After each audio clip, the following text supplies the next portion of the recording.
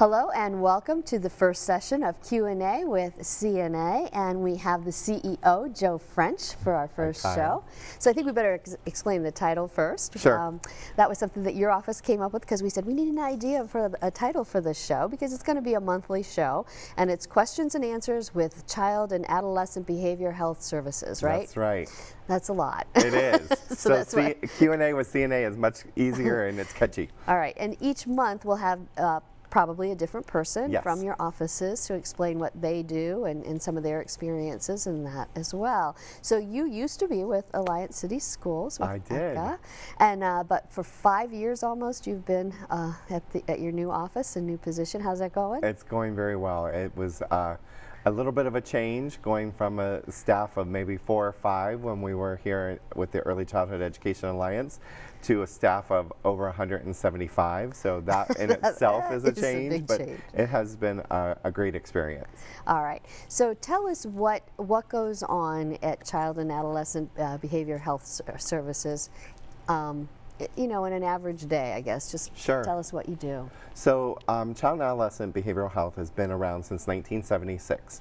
So we're over 43 years old, and our main purpose is to really serve children who have a behavioral or mental health diagnosis. And that can be anything from general anxiety to kids who have been diagnosed as bipolar. So it runs the gamut of services. Okay, let's break that down Sure. a little bit. So what are the ages that you serve? So we always say that we serve children from birth to 24, even though you might not think a baby might have a behavioral issue, but we really work more with the families to help them understand the importance of a consistent schedule. And anytime you break from that consistent schedule, you're probably going to get a behavior concern from a child, because children crave consistency. They want a schedule. They want to know what's predictable, what's going to happen. So anytime you interfere with those kind of things, it causes some backlash from the child. So we say birth to 24. Some people say, well, you're not really a child or an adolescent when you're 24 years of age.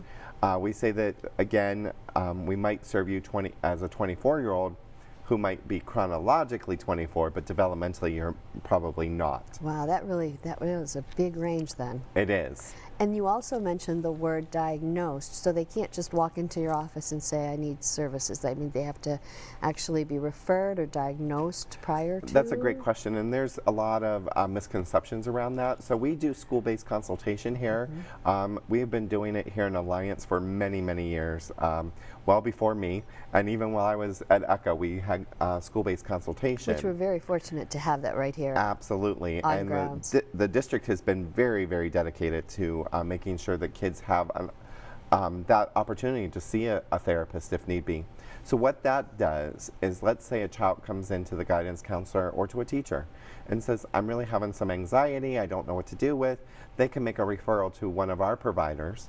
It could be something very simple, one visit with a counselor and give them some coping techniques, they're good to go. But there also could be an opportunity where we see that it could be a little bit deeper, and that we need to get them to open to ongoing services. So we can absolutely see kids who have not been officially diagnosed through our consultative services, but then we also will work with them if need be to get them open to services if it needs to be longer term. Okay. I guess we should have maybe started with this. What was your degree in, and how did you get to this point? Sure. My degree is in elementary education, and then I went back and got my master's in early childhood education. So my background has pretty much been in education. I've had a couple classes towards my doctorate in education leadership, but what drew me to this is, I've always said, and even when I was here with the Spark program, if children are not socially and emotionally ready to learn, they'll never learn. And so the importance of kind of finding out where those gaps are and where those needs are, and breaking those down and helping parents understand, we have to get rid of the stigma that if a child's being concerned around a mental health disorder, let's talk about that, because again, if you're diagnosed with diabetes, you go and get it treated. If you have cancer, you go get it treated. It's no different with a mental health or behavioral concern. So I've always said as an educator that we have to do more around that social emotional piece. And so there happened to be an opening at the CNA for the CEO position. I threw my hat in the ring, so to speak, and lo and behold, here I am 5 years later. That's where you are. How many offices do you have? We have 4 offices located throughout Stark County. We have our main office, which is down, it's called the Shipley Building. It's on 2nd Street in downtown Canton. Our first kind of satellite office was here in Alliance, and it's right on Main Street, known as the Chase Bank Building. We're right in that building. Our third office is in Belden. It's a corner of Fulton there and Dressler.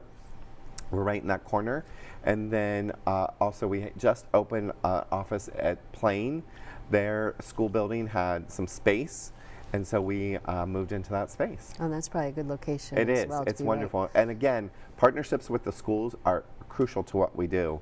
And so that's just another kind of, different way that we're partnering with the schools. Okay. So you're basically probably operate out of the Shipley, but you travel around. I do. I travel to all 4 sites. I love coming over to Alliance because I always say I'm going home since I spent You 9 spent years so many here. years here, yeah. 9 years working in the Alliance community. I just feel like it's coming home and kind of supporting the needs of the community. Even walking in, I saw Mrs. Balderson, and she's like, "Hey, Joe French, what are you doing here?" And so it's nice to be able to have those relationships, and we're all working towards the same goal: is to best serve these our students here in Alliance. Right. And what has been your biggest challenge or surprise since you've started 5 years ago?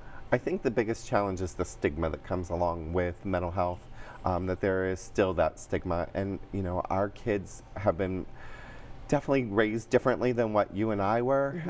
Social media and the stressors that come along with that, just a whole different interfacing.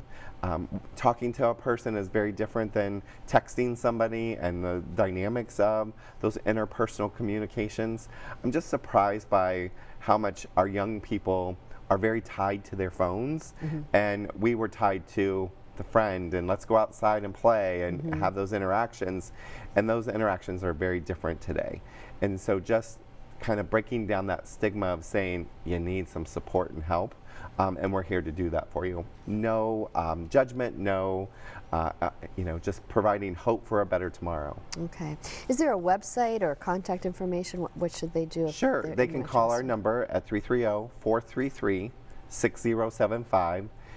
We can assess at any one of our locations, and we can get them connected to whatever location they prefer. So that's just the number to kind of get into the agency. They can also go to our website, which is a long one, but it's www.child spelled out A&D adolescent.org. And we and have you got to spell adolescent, right? You do, the whole thing. It is.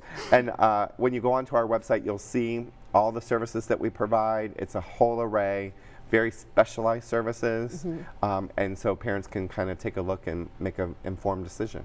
And I'm sure all the principals and counselors at the Alliance City Schools know how to get in touch as well, and how to connect the parents and the families. We have a therapist in every building in Alliance City.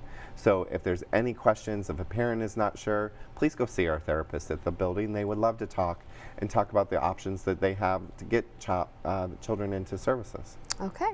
Anything else you wanted to add to that? No, it's great being back, and I always appreciate you taking the time, and we're excited about this new segment. Yeah. I think you're going to spend some time with each of our program managers and learn more about each of our programs that will make sense for families if they need them. Okay. So, All thank right, you. thanks, Joe. You're welcome. Thanks for what you do. And thank you for watching Q&A with CNA.